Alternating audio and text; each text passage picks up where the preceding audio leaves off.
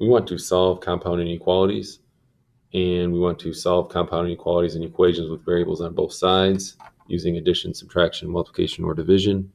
And we want to solve inequalities in equations involving more than one step. So here we have a compound inequality, and there's two ways you can do it. You can either solve it simultaneously or you can solve it separately.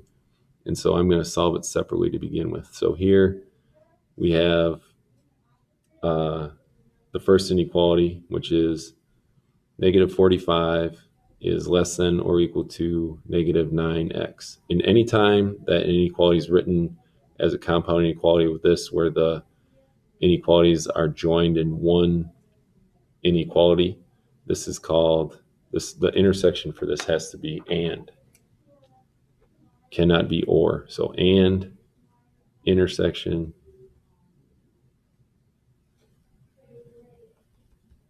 and represented by that symbol there.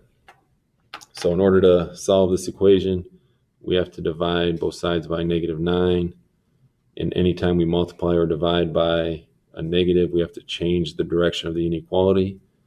So then we get 5 is greater than or equal to x.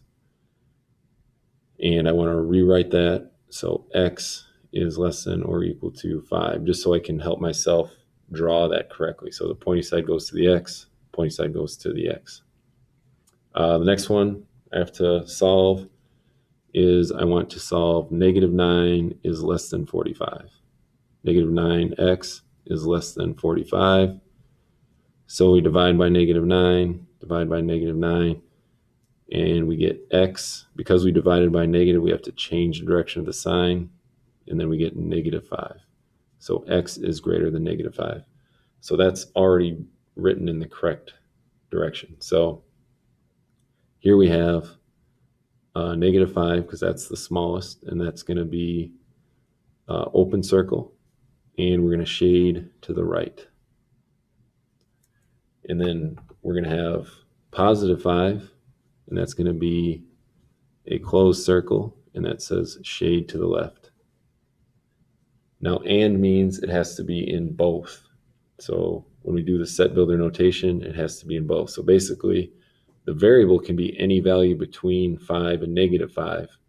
So it's like we could put our variable right here and then draw our inequality signs. So here we have x. How does x compare to negative 5? Well, x is greater than negative 5, or the big side goes to the x. So the big side goes to the x, and negative 5 is on the left. And here we have positive 5. We have x is less than or equal to 5, or the pointy side goes to the x, and then we got to make sure we include our equal to sign. So negative 5 is less than x, and less than or equal to 5.